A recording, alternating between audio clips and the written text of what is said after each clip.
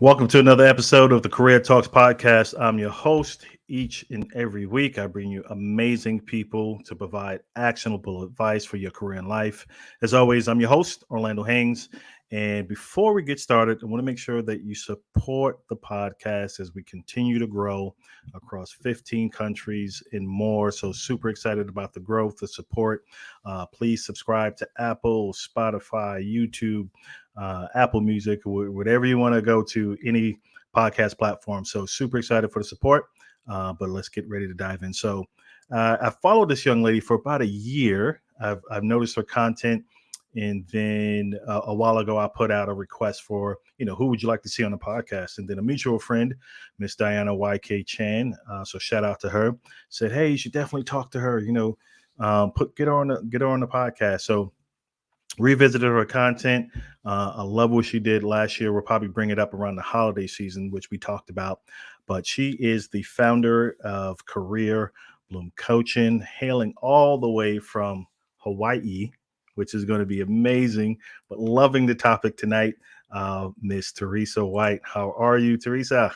I am great. Thanks for having me, Orlando. So excited to be here. Thank you for saying yes. I always tell my guests, want to appreciate them saying yes. You could have said no at any point, right? You're in that. Who would say no to a conversation with you? Appreciate that. Appreciate that so much. So, first of all, let's share for folks who are not familiar with who you are and the amazing content you bring. Share a little more about you and your program and your company overall. Sure. So I always get asked where my accent is from. So I'll start there. I'm originally from Germany, but being super lucky to be calling Hawaii my home for the last 15 years. Yes, 15 years. I moved here when I was 24. And loving life here. But for the longest time while I was living here, I was loving Hawaii, but I was stuck in a corporate job I hated. I was in HR recruiting, and it just was not the right fit for me. I started management, HR, and then into recruiting. It was not what I wanted to do, but I felt really stuck there because I was like, what else can I do? Like, this is what I've done all my career. Like, what else is there for me? And I didn't see a way out of it. But I got to a point where I was just so frustrated and unfulfilled and not like just miserable at work and then outside of work because it drained me so much that I needed to make a change. Mm-hmm. And that's what got me into career development. I really started learning everything there is about how do you find your strengths, your skills, what makes you come alive. And as I was learning and more about myself, I got more and more fascinated by it. And that became my huge passion that eventually turned into my career now as a career clarity coach and the founder of Career Bloom, where I help women who want to make a career change and who are in the situation that I was once in. They're successful, but often unfulfilled or feel stuck. And I help them find what it is that they truly want to do and then support them through making that career change. Love it. Love it. Awesome. I'm excited for this topic. And we'll get into it a little deeper and unpack some things that I took part of. So, but first, let me say hi to Anna for tuning in. Appreciate you, Anna. And Roseanne, you said you're listening in on your travels back. So be careful on the road. Appreciate you supporting. Folks, I see more people on, but go ahead and say hello to Theresa and I. If you have any questions, let us know where you're hailing in from. As such. So tonight's topic is creating a spark in your career clarity. So where does that resonate with you when you talk about, you just mentioned, corporate job, didn't like it, HR background, you needed a spark, obviously, Yes. which caused you to make the transition. Where was that initial epiphany for you to where you said, you know what, I need something different? There was one specific moment that was the trigger, but it built over years. I'm very career driven. I'm one of the high achievers and I climbed the ladder in front of me and that's what I did. But deep down, I was like, I know this isn't actually where I want to go. I'm just going it because it's in front of me and because I'm supposed to do it. It wasn't the ladder I really chose where I was like, this is truly where I want to go. And that feeling inside of me was always there, but it just slowly grew bigger and bigger and bigger. And also one big piece of that was that, I mean, I was working 50, 60 hours a week. So it was a really intense corporate job. But it wasn't just the time at work, it was also how much it took out of me.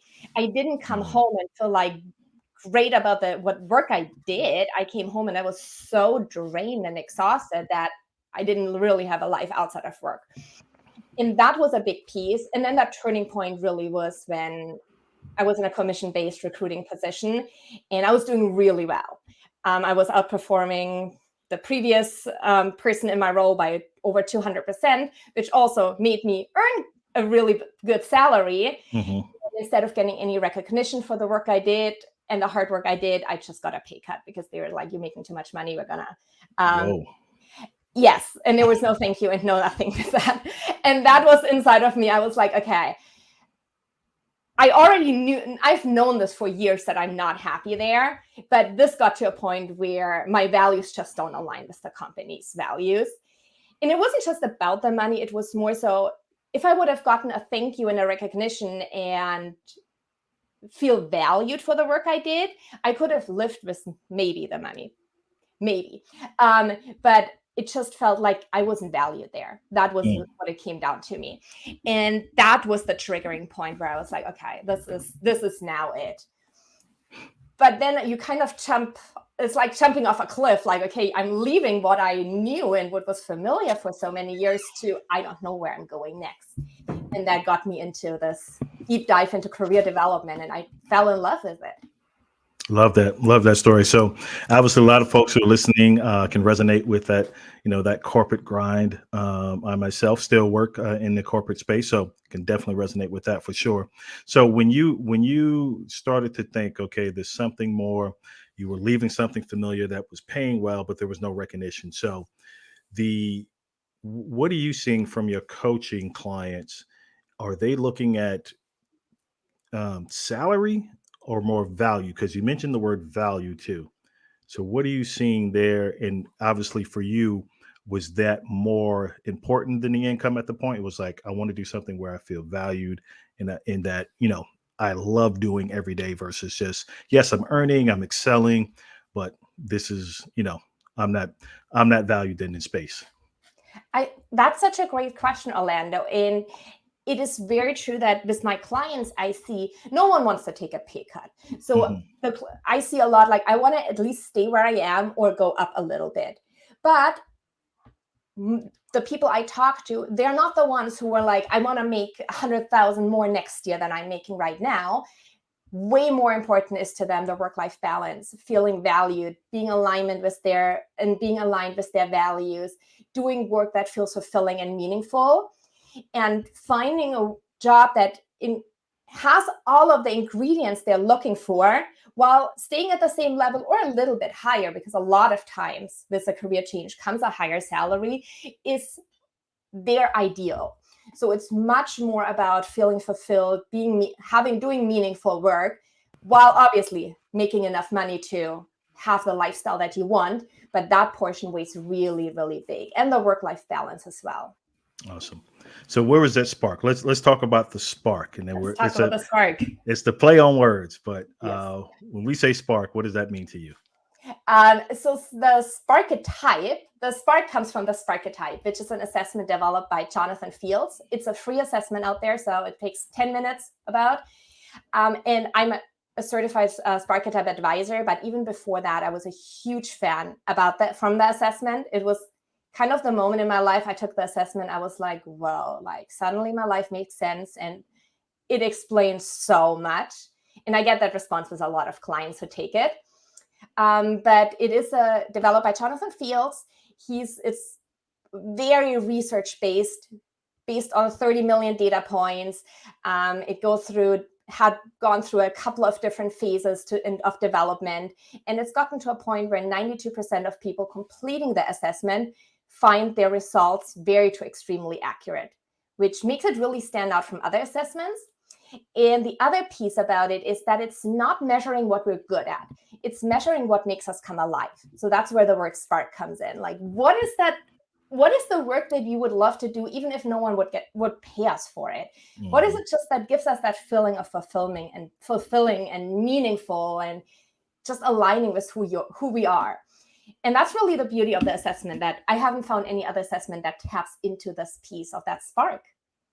I love that. And we talked about that prior to jumping on. Maybe I think it was last week when we chatted.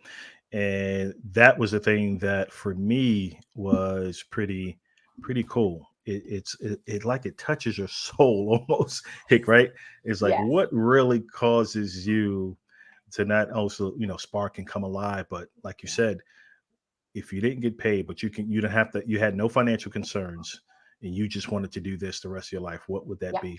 And I think every other assessment that comes about talks about what are you good at versus, yes, I can be good at accounting, but I hate it. I met tons of people like that, right? They're good at their job and what they're doing, but that's not what they love and what brings them alive. So let's dive a little deeper into that. When did you first take that? About a year and a half ago. Mm-hmm. Yes. So I took it about a year and a half ago, and it was a huge eye-opener. And exactly what you said right now. There's so many things we're good at, but we don't love doing. Mm-hmm. And so I can share about my results for a second, and we can talk about yours. Yep, so let's do it. My primary Sparketype is a scientist, and it's about figuring things out. And that's who I am. Like, give me a challenge to figure out, give me a problem to figure out, and you don't have to pay me. Like, I love doing that work. Give me a puzzle, anything, as long as there's something for me to figure out. Once it's figured out, I need a new thing. And the beauty of the assessment is it doesn't tell you what job I need to have, right? It doesn't say like, oh, now you need to work in a laboratory and do experiments all day long. Yeah. It's not that, but it's now I'm aware of that. And I tap into that in my coaching so much. So for me, how I really love using that impulse is when I work with clients. I see that as a puzzle of like, I see their skills and I see their experience. I see what makes them come alive. I see the accomplishments they have, their resume and what they want to do and their interests. And how can we put all these puzzle pieces together to find that right career for them, that ideal career? And that's like totally my scientist. So that is the beauty of it, that we can tap into it in so many different ways. Because it gives you 3. So what's your number 2 and what's your third one? So my primary is a scientist. My shadow Sparketype is the essentialist. The essentialist is I make order out of chaos. And it's something I'm really good at. So creating order out of any kind of chaos. So no matter if that is organizing something physically or a process, and creating my coaching program, you can very much see it was created by an essentialist. It is very step-by-step and organized, and simplification and distilling it down to what works the best, and really taking that whole chaos and the complexity of a job search and career change into simple, measurable, doable steps. Mm.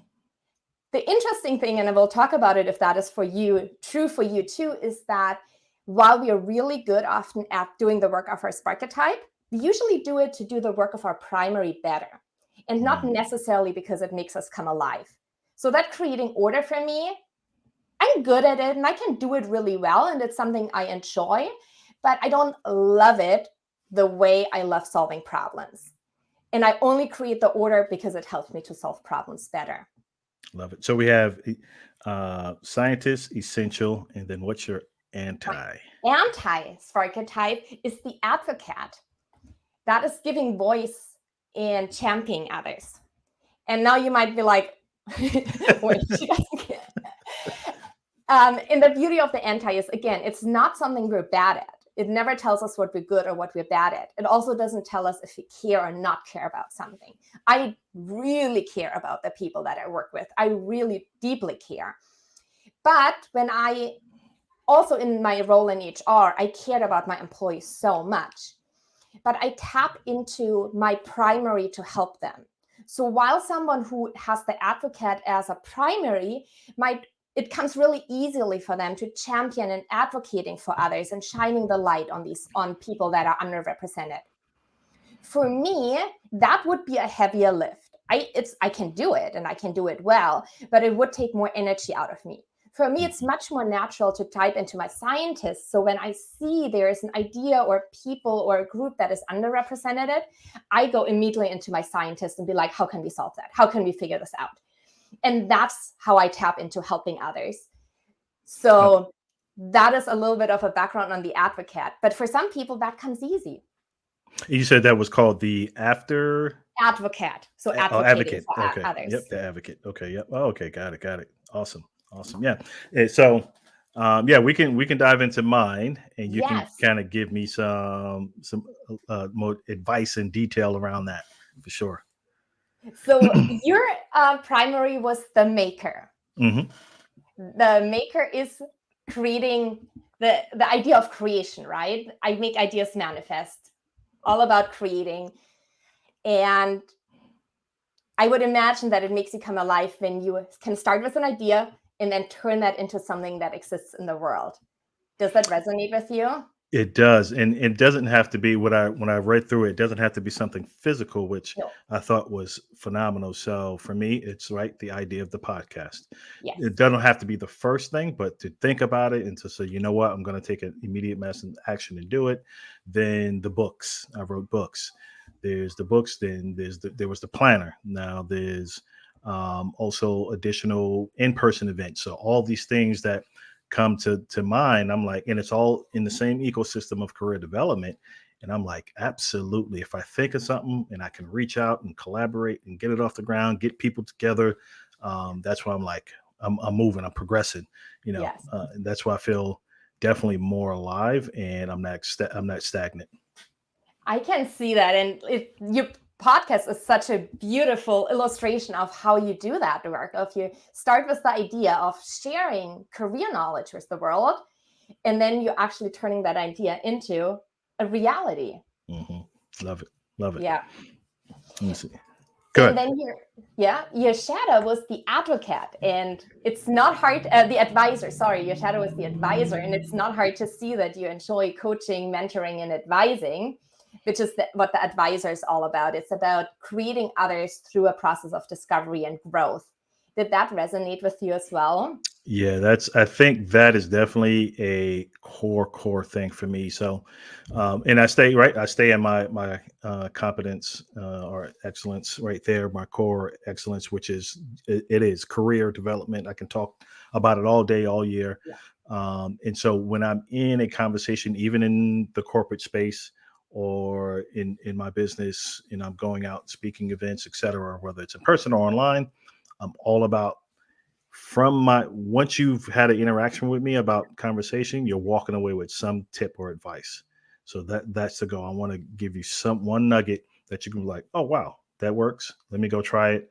And you come back and just say, hey, I tried it, it worked. Right. So I'm all about educating, advising, kind of peeling back the onion, sharing things that the standard job seeker may not know. And so that really, it's like it's a part of my makeup. That's what I do. It's true that oftentimes, like when we read those results, it's like, oh, this is so me. Yeah. It just helps us give us words to it, but it's like, this is a part of me. Yep. And I can see that so beautifully. I mean, your podcast is a tool that guides others through this process of discovery and growth. Like you really taking that to build a whole podcast out of it and everything you do with your speaking. And I think it even dives into the conversations itself that you're having, the people that you bring on your podcast, and building that trusting atmosphere on here where it makes it really easy for me or other speakers to have genuine conversations, and you ask meaningful questions and really facilitate a deep discussion. Love it. Love it. Awesome. Going good so far. Feeling Yes. good. And it's also, well, correct me if I'm wrong, but I can also see like how your shadow and your primary will really flow together. Like your advisor of loving to guide others through career growth. And that turned into the maker of like, okay, I'm making a podcast out of this. Yeah, absolutely. Amazing. Absolutely. How do you feel about your anti-Sparketype, the performer? And the performer is an anti-Sparketype where it's nothing we're good or bad at. It's a heavier lift. When you do it, we feel a little we're more drained. Usually when we do the work of our primary, like for you, that making or advising and coaching, it gives us energy. When we do the work of an anti, it often is a little more draining and we feel more tired, exhausted after. Yep. And the anti, the performer, is the one about enlivening meetings and bringing the energy, animating, bringing the energy and bringing entertainment to a stage. Absolutely. Does it feel like a heavier lift for you? It does. So both in the corporate space and in the business, in the podcast, right? So I'll stay on the business side when it times for a speaking opportunity, right? Mentally, you may not feel it. Physically, you may not feel it, but you still got to deliver. Yeah. And so you're like, okay, I got to make sure my energy is high, my cadence, and how I'm interacting. The inflection in my voice and tone, because I have a very monotone voice, and so it's being mindful of all those things and physically being present during a presentation or a conversation, mainly around presentations, whether again in the corporate space or in my business. And I can feel it because I do a lot of, also on the corporate side, I do a lot of career fairs. So I have to be energetic and engaging for several hours. And I am done after that. One of the things it said is it takes longer for you to recover. Yeah. And it does. Exactly. It's a longer recovery process because you feel mentally and physically drained because you are in essence performing. But while I'm in the midst of it, I love it. It's the leading up to it. And then once it's after, I'm like, oh my God, I need like 3 months off. I feel like it. I need a full recovery. Thanks for sharing that, Orlando. And that is so insightful because the performer is actually the most common anti-Sparketype. So a lot of people, and it's so, I want to say it again, that it's not, if this is your anti, that you're not good at it. You can be an amazing public speaker. It's exactly what you said. It's like it takes energy out of you and you need more time to recover. So a lot of the coaching is not around like, how can you never do that again? But how can you be aware of that when you have to do that, it'll take more energy. What can you do can you schedule an easier afternoon? If you have a morning performing, can you schedule an easier afternoon so it gives you time to recharge? How can you weave that into your day?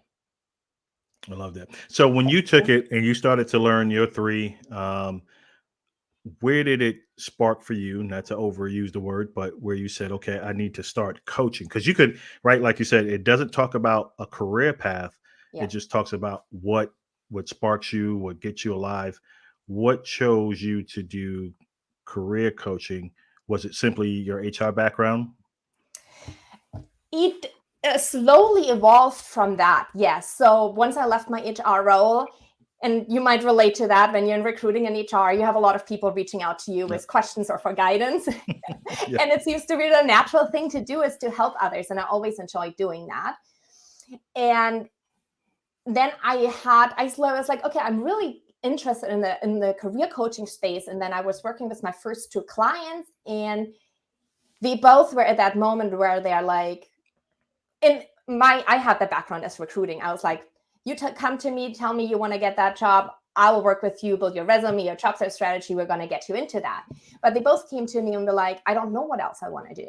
I just don't want to do what I'm doing. And that was such a like, oh my God, that is so fascinating. Let's figure this out together. We're going to figure this out. And as I was helping them through it and gaining more of the tools and then getting certified in different career clarity certifications, that became my passion. So it really evolved from just the job search into the career clarity, and then really the icing on cakes with the Sparketype. So I used the Gallup Strength Finder before, which I think is very, very valuable. It's a great assessment, but there was always a piece missing for me in my coaching. And I was successful helping people, but I was always feeling like I wish there would be a way to get to that deeper level. And I got there with asking questions and trying to find that piece, but the Sparketype was really like, this is what I was looking for. This is exactly what I need. Yeah, as you're talking, it's right. It's more like it'd be great if they were compensating you for showcasing their, right. Jonathan feels he deserves Right, all the exactly. promotion in the world. But it's almost like a digital therapy session once you get the results, right? Because like you said, the Gallup and all the other ones, I can't list so many that I've Yeah. taken as well. It it it predetermines your life, which that's what we don't necessarily need Yeah. coming from an assessment, right? They should be mirroring this one here, where it just says, "Hey, what makes you come alive? What would you do if you had no financial constraints or anything like that?" But the other ones are saying, "Hey, you should definitely go here," and so that kind of predetermines the way we should go, and we tend to fall back in those same trends. And we're like, Yeah. "Okay, well, I'm already doing it. I guess it's telling me to go higher or go this Right. way," and then you still find out, is that what you're really happy Yes. doing all the time versus what you think you should be doing because you're good at it. And so this is the folks that are listening, this is a huge separator in taking a Sparketype type test. So you definitely want to take that. Like Theresa said, it's free. I took it, and it really opens the possibility. I think it's going to challenge a lot of folks about just life perspective. Maybe Yes. I'm going too deep, but that's what I got from it, was like, wow, I'm not doing nothing, right. Everything I'm doing in corporate is nothing that's identified here, because when you see the results, it's almost like you need to start journaling all those things that make you come alive. As you're taking the test, it pops in your brain. Oh yeah, I love doing this. I love doing that. And so I think it's like a real assessment of your life, and for you to really think what will keep you sparked and Yeah. keep you alive in that journey. So phenomenal test. I appreciate you sharing that with me so much. Yeah, that is You're awesome. welcome. And it's interesting hearing you say that, because Jonathan Fields, who is the founder of the assessment, I think it's in his book, but I also heard him say it a couple of times, starts with, when you take the assessment, please take a deep breath and do not just throw your career out the window and quit that. Stop. Like, I don't want you to do that. Yeah. Take a deep breath and process it first. And it is so amazing, because there's so like subtleties that we can approach our work with. And I just was reminded, as we were talking about your Sparketype, I was just working with a client, for example, and she had her anti was the performer, didn't like that entertaining, leading meetings, being the spotlight. And her primary was the advisor, the coaching and mentoring. And she was facing burnout because her job was meeting after meeting after meeting. And she was doing the work of her anti over and over and over. And what her aha moment was, and she was leading meetings a lot with small teams. And her aha moment was like, I could lead the meetings, but instead of seeing me as the facilitator or the one in the spotlight, I could turn that meeting into guiding and coaching and advising others. And only that shift of how she approaches those meetings were enough for her to be like, there's something I love about this job. So there is not necessarily that you need to quit your job and do something else. Sometimes you do, but sometimes it's, how can I approach it differently? That's good. I mean, as you were talking again, and I'm thinking about the maker, my primary, and you kind of just said it, even though I'm not an advisor. I'm like, okay, so how do I get this out to more people, for them to take assessment and then give us the feedback, right? Yeah. Give us that feedback, whether it's in a group call, newsletter. My mind is thinking like, okay, Theresa is giving me an idea of how to leverage this. Again, I wouldn't definitely be someone who would break it down, because I'm not a certified advisor. Theresa is, so definitely reach out to her. But I'm thinking, okay, how do we push this out to more job seekers? Like, employers need this. Like, employers need to be using this to assess teams and things like that. Oh, But, and it is. Unfortunately, there is not. It's very confidential, so Jonathan can't talk to us about it. As a certified Sparketype advisor, but they are in big Fortune 500 companies where leaders took the test, like senior leadership took the test, and they were like, wow, this is incredible.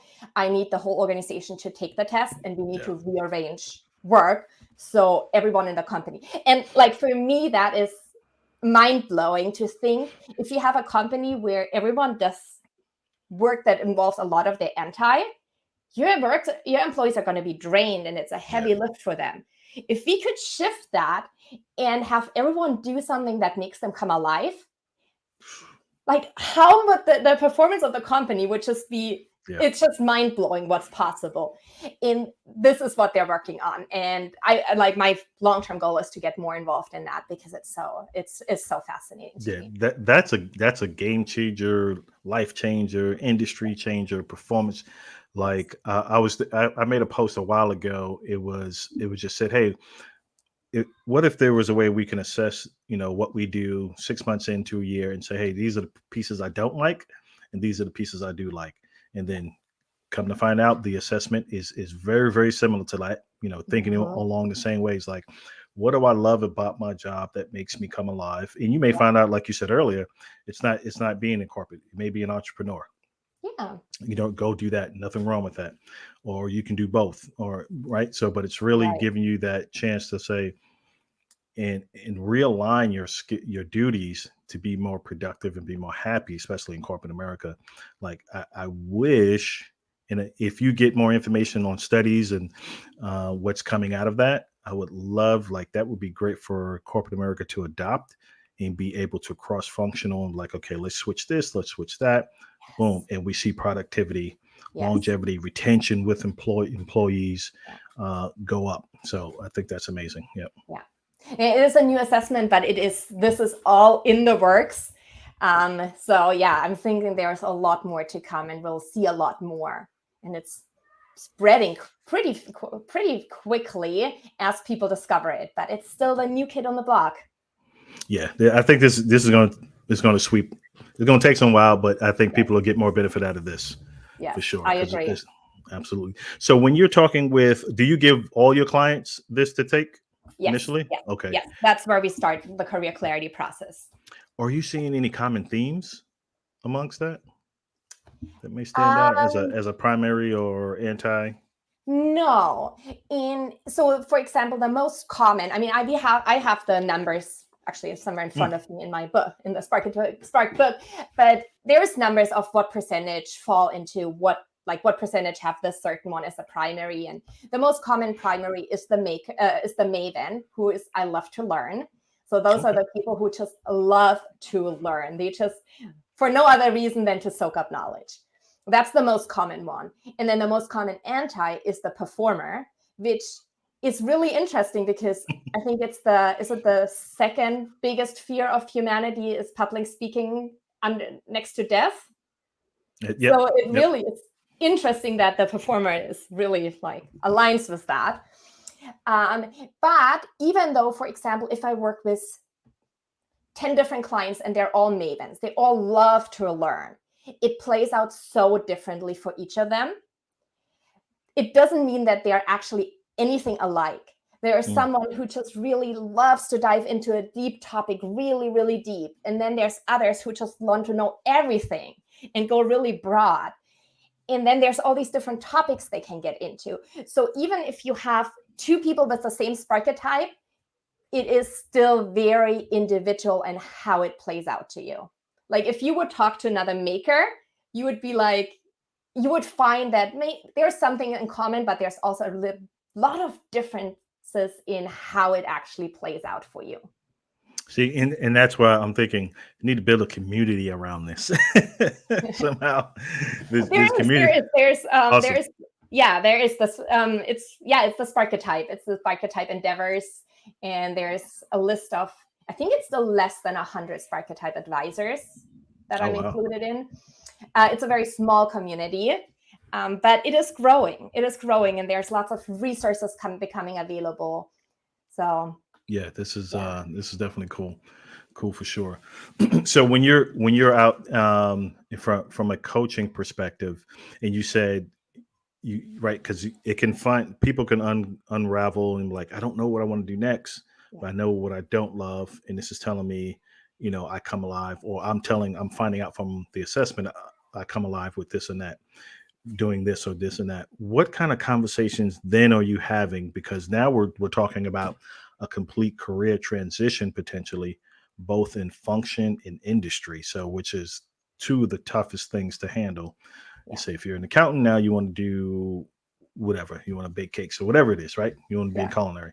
So when you're talking about those conversations, what are those conversations for folks who are like, I need a completely different industry and role because this has opened my eyes up to my passion, to my core?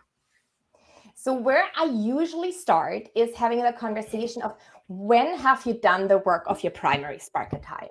So in Mm, your example, I would ask you like, let's talk about examples at work, but maybe you've never been in a job that where you got to do the work of your primary. Then let's talk outside of work. But let's find examples of when you've done that work. And then we'll see like, okay, what is it that, yeah, do you want to give me some examples? It'll be easier. Give me an example of when you've done that first thing that comes to mind of when you were doing the work of the maker, of making an yeah. idea manifest. So being in talent acquisition, so there's times where I had to revamp the process to from like application to conversation. It was taking too long, so I had Mm-hmm. to rethink that process to cut it down to a 24-hour, 48-hour Yeah. process. So that part of it was fun. Looking at what we were doing, how the process was going, assessing it, asking the key questions. What about this? What about that? Is there policy against this? Is there policy against that? If not, then taking a day or two to kind of revamp it, presenting it, and then saying, let's try this. Let's dry run it. If we Yeah. see an uptick in the performance and retention or increase in applications, let's do that. And when we seen that, it was like, wow, that was cool to make that switch within 30 days, to Wow. improve the process. So doing things like that from a TA side, all about improving the process, Yeah. creating a better candidate experience and things like that, educating them, better, which is those are always things that I look for Mhm. within an organization. Yeah. That's such a great example. So really, I mean, that's also an incredible achievement to revamp the process in 30 days to, One company, not every company, but one company. yeah, Yeah, but for for your sure. company, that's still Yeah. like, that's huge. Um, but yeah, so with that, I would really dive into deeper in like, okay, what was it like? So you had that idea. The idea was like, okay, we gotta cut that process down to 24 hours for the candidate experience. What were the moments there that make you come alive? Like, was it the coming up with the idea or implementing the idea? And as we break it down and be like, okay, what were those moments that you love to do? Then we start talking about how would a job look like where you do that the majority of the time? Things like that. So it could be like, okay, what would a job look like where you get to take processes that are really long and they need to be shortened? And it's your job to shorten these processes. How would you feel about that? And what are the parts that excite you? What are the parts that don't excite you that you don't want to do? And that's where we start um, with the career change. Because I so strong believe like every experience is experience and it's valid Mm. experience. We don't ever want to throw away what you had. But what are the ones that we want to dig out in your career history where those were the moments of spark? And then we build on them. We tell your story. And then we can tell your story of like, I have a pattern of success in rethinking processes to make them more efficient, more candidate friendly. And I've done that in A, B, and C example. And I want to do more of that in the future. And that's why I'm pursuing roles where this is the main focus. Love that. I think that's so crucial. I think those are really impactful and deep dive conversations that you're having Yeah. to really shift a thought process, right? We're so programmed to think a certain way when you're in corporate America, and Yeah. to have that whole paradigm shift is huge. And Yeah. again, kudos to John for the assessment to get that, and then kudos to you for seeing that opportunity, getting certified, and being able to unpack that, because I don't know if many coaches out there do it. I know several, like we have mutual friends that do it, but I think you might be going a deeper level, because when it's time for a career transition, right, that's a different conversation. Yeah. That's a completely different conversation versus just upskill, get a certification, do this to improve from where you're at to go up versus we got to go completely left, start all over again. Right. Yeah, So that's, and to keep them motivated and like, hey, this is what you love to do. You just told me, you just found out. So love exactly. that. Have you ever had a client that was like that seemed hesitant and you had to kind of get them over the hump a bit to be like, Oh, hey? all the time, all the time. And it is normal. Like there was a lot of fear for me when I left my corporate role. Like Hmm. making a change, like even we're in our comfort zone, and even if we actually aren't happy there, it's still where we're comfortable. And Yeah. getting out of that, there's always gonna be fear. It's more for some people than for others. But I don't think I've ever worked with someone where that wasn't like, oh, this is easy peasy. Like I'm just gonna do something completely different. So there's always fear.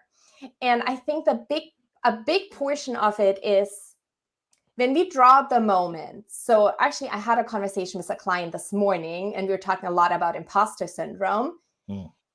And we drew up all the more moments in her history where she took on leadership roles, where she optimized processes, where she spoke up for employees. And after every example, she is like, I know this is a part of me and I care about people deeply, but I don't feel it was significant enough that I can tell the story. And Mm. I think that is like the imposter syndrome where we're like, yeah, I've done this, but it was just at a small company, so it doesn't really count. Or, yeah, I've done this, but it's just what I do.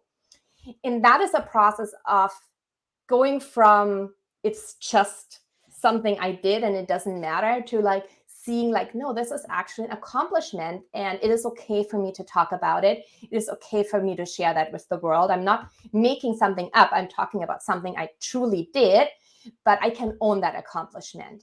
And that's the first step we get to. And then the more comfortable they become with telling their story and highlighting the story in a way that makes sense for the career that they want to get to, that's Hmm. also when their confidence grows and they feel like, okay, that initial fear is turning into a little bit of excitement because they see where they were getting to. And also that growth of confidence is just beautiful. That's interesting. I don't think I heard anyone say it out loud, that they're diminishing their accomplishments due to the size of the organization. Like you said, like it didn't matter. Like this bigger validation because the company is bigger. That's an interesting perspective, Mhm. and I'm sure we've all gone through it. I believe I might have gone through it too, but to for folks to assume that there's no credibility to it because it was a smaller company. It's real life. You're working, you're getting Sure. paid, right? It's Yes. actually happening. So that's. I wonder if anybody else is thinking that too or experienced that. So for anyone watching, if you experience that, just say yes in the chat.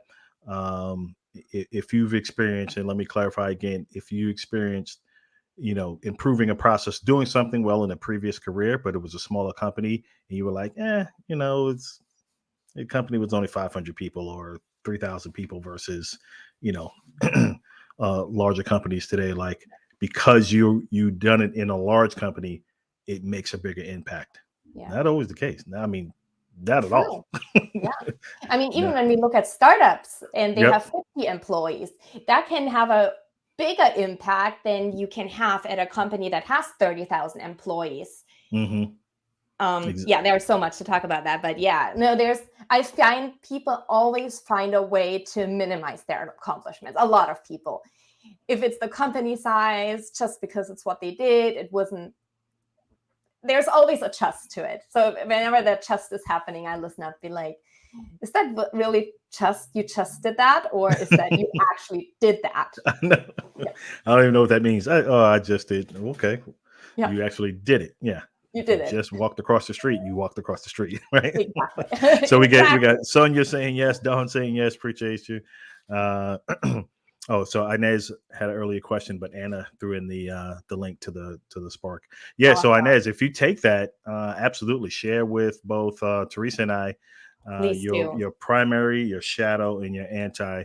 You don't have to go in depth, but just what are those top three? Anna's the expert on the advisory side, so she can break that down if you wanted to, have a consultation with her. But what would be some additional actionable steps that you would say for a first time person who's exposed to you and saying, hey, if you guys are raving about this assessment, you're the advisor, you're the certified advisor. How do I tap into that, and how do I connect with you? What would that process look? And we shared about it, but let's cap it maybe in one or two, three steps that they would experience partnering with you. Absolutely. So we can start one or two ways. One-on-one conversations are always great because then we really get to know each other, and I can learn about what your situation is and what you see for yourself. And as I said, a lot of people are afraid, and I get people who say like, I want to make a career change, but I have absolutely no idea what else I want to do. So I feel like I'm not ready to talk to you. I'm not ready. And so I have that conversation a lot where I tell them this is exactly where you need to be, because this is those are the clients I work with. You have no clue what you want to do. So this is the starting point. And you already actually got to that point, because a lot of people are stuck and unhappy, but they aren't at a point yet where you're like, okay, I need to make a change. So you've already taken that really big first step of saying like, I'm unhappy, I don't like what I did, but I'm ready for something new. I just don't know what that is. So you've already taken a huge step into that zone of the unknown. So you can set up a free consultation with me one-on-one. And then also I'm starting to host, because the Sparketype is getting so much, so many people want to learn more about it and have more deeper conversations about it.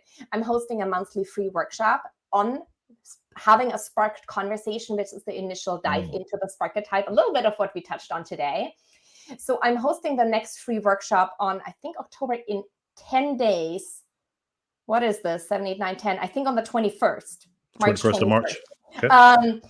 If anyone is interested, send me a DM and I'll send you the link to it. It's a free workshop that I'm hosting once a month. So that is a great first dive into learning more about what the Sparketype means and how that individually shows up for you. And then if someone is interested in pursuing that further and we're like, okay, I really want to make that career change, I want you to guide me through that, I have a coaching program, the Career Clarity Formula, which goes through 3 steps. First is the clarity, because that's what I so strongly believe. If you want to make a career change, but we don't know where we want to go, we're never going to get there. Yep. So we got to start with clarity. And the Sparketype is one part of it, but there's also a lot of other parts of it that come into it till we can be like, okay, this is what your ideal role looks like that we want to target. And then we go into the personal branding of how do we now tell your story so it positions you as the ideal candidate for it. And that's kind of what we touched on, like how can we draw out that pattern of success that shows you can do that work? Even if it was just a small piece of your previous job, you've done it. And we're going to weave your story around that and then show you're the ideal candidate for that role. And then we go into that active job search, and that becomes a lot easier because you know how to tell your story, you know what you're targeting, you know the companies you're targeting, you know the roles you're targeting, you know who to have conversations with, your LinkedIn profile is streamlined, looks great. And that's when people make a career change actually in really short amounts of times, because they've done that pre-work of clarity and personal branding. Love it. I love that you have personal branding in there. It's one of my favorite topics. Yeah. So that's super crucial. I love that. Yeah. So we're wow, time has flown already. So I want to be mindful. So I know you still have probably some clients on deck this afternoon. I do. So share one other. Let me ask you this. Here's one question I always ask folks that I'm bringing back to the podcast is, what makes you do what you do? What's your North Star? And why you coach? Because I think people need to do more work that makes them come alive. And you touched on that before. Like if we imagine every individual doing the work of their primary Sparketype, doing something that makes them come alive, but then we think about companies. Imagine a company where every employee gets to do the work that feels aligned with who they are and that feels meaningful, and they do their best work because they're really in the space they belong. And then we think about the whole society of like everyone doing something that sparks them. Like for me, that would change the world, because there would be so much more fulfillment, and people would feel meaningful. And because work is a huge part of our lives. We spend 40 hours there a week. And if we spend that time doing something that really aligns with who we are and makes us come alive and makes us feel energized, for me, the whole world would change. So that is my big North Star. Love it. Love it. So, Theresa, share with folks where you just did a little bit, but share where they can consume your content the most and get in contact if there's a consultation they can subscribe to or request. Share with the folks where they can connect with you the most. Absolutely. So my website is careerbloomcoaching.com. careerbloomcoaching.com. That's where you can schedule a free consultation. You can also find me on LinkedIn. It's LinkedIn/Theresa-A-White. You can follow me on LinkedIn. That's where I share daily content. Easiest way to get in touch with me is to just send me a DM. You can just say career change and we'll take it from there. We'll dive into where you are right now, where you want to go, and if this is something I can help you with. So yeah, either my website or LinkedIn are the two places to find me. Love it. Love it. Theresa, I appreciate you so much again for saying yes, for sending me the assessment, asking me to take that, which was hugely eye-opener. I'm going to send that to my wife, people I know, and just like, hey, take this, and tell me what you think, right? And then like, if you want to learn more, connect with Theresa for sure. But I so appreciate the knowledge. I think this is an absolute game changer. You're about to be in a season where folks are going to be flooding to you because this assessment itself is life changing, I think, and then they're going to need to unpack it and understand what it is, and they need folks like you who are certified advisors in the Sparketype assessment to really drive their career, and so super excited for what that looks like. And again, folks, if you're listening and you take it, thanks to Anna who posted the link, take it. And again, let Theresa and I know what your primary is, your shadow, and your anti. You don't have to go in depth. Yes. Just let us know what your three is. Please do. Yeah. Like, I'm serious. Like, anyone who takes the assessment and sends me their results, you make my day because I just love it. It just is so fun to be like, okay, oh, this is exciting. Let's resonate with you. Having that conversation, I just love it. So please know that you make my day if you DM us your primary, shadow, and anti-Sparketype. Awesome. Love it. You have to make a spreadsheet and post it like, out of the 3,000 that sent it, this is the percentage of who are here, and here. That'll be cool to see sometime. Yeah, totally. All right, folks. Well, I appreciate you tuning in this week.